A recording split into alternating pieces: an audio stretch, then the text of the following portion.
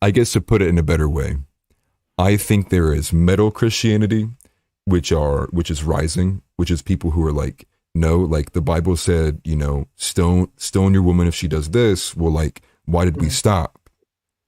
And then I think I'm finding myself following the lines of those modalities a lot more, because I would say a lot of modern Christian messaging, like if you went to a contemporary church that wanted to fit in with everybody, you would see peripheral elements of like feminism and wokeness in that church, like in the form of like, well, we love everyone. And like, it kind of like those nice kind of formalities that don't really mean anything and have no substance. Yeah. I guess when it comes to the presentation of Christianity, do you think it helps the message to be the one size fits all? Or do you think it benefits the message to be the metal version of, no, God said it was this, and so it is? Yeah, I 100% think it's God said it is, and it is. Um, I don't think I take the Bible as literally as it should be, and it is clear on that, for sure. Um, yeah, I'd say like something that's probably angered me as of recently is like LGBTQ people being able to preach, and that is like you're welcoming to anybody, and that's the way my church was growing up as a kid. You're welcoming to anybody and everybody who wants to hear the message, but Yeah.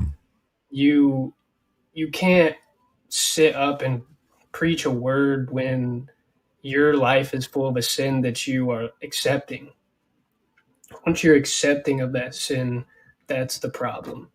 Yeah. What you really need to do is work to get these sins out of your life, because everybody has them. Everybody has different ones.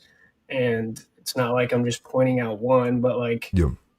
um, it's definitely something that I feel like needs to be pushed a little more, because people are getting like a little too content with those things. And I feel that like, obviously we all have our own sin, but if I'm pointing out, churches and the way they work, it's that you are subject to judgment in those ways too. Like, Yeah. just because you may not be committing that act, you're allowing that act. You're going with it. And that's something that like you need to call out as a Christian, and you need to be like, God says it this way, and that's the way it is. I agree with that. The silence on those things is the banality of evil. It's the Yeah. allowance and it's the removal of you, which God put you there to stand in the way of those things. And when you don't do anything, you remove yourself from that position, which God placed you to be there. I think you said it.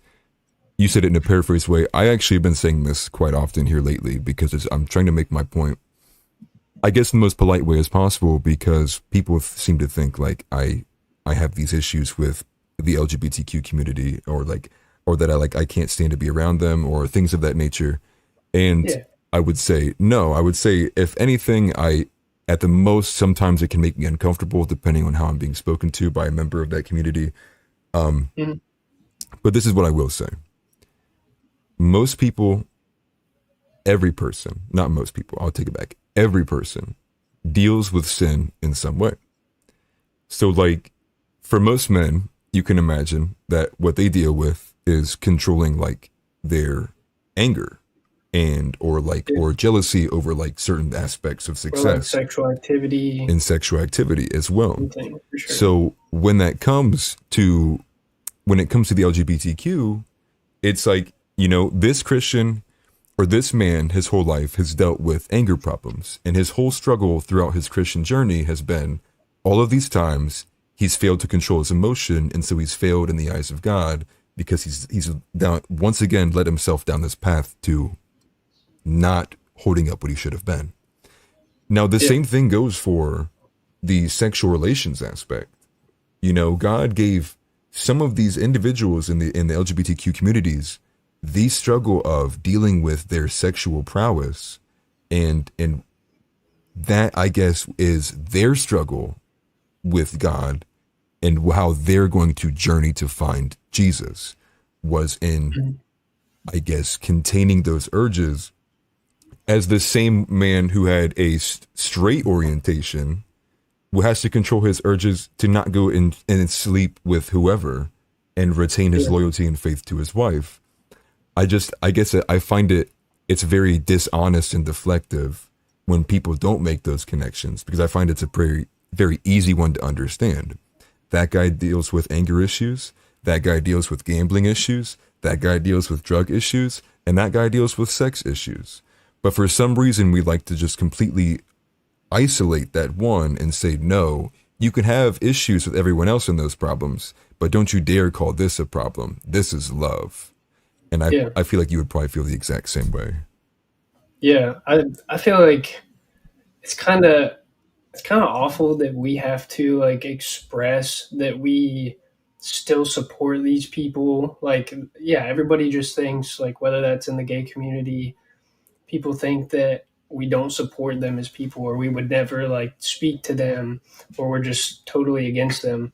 It's like Yep. no, we're against sin, like we're against all of that and moving towards Jesus and a better way of life. So that for starters, and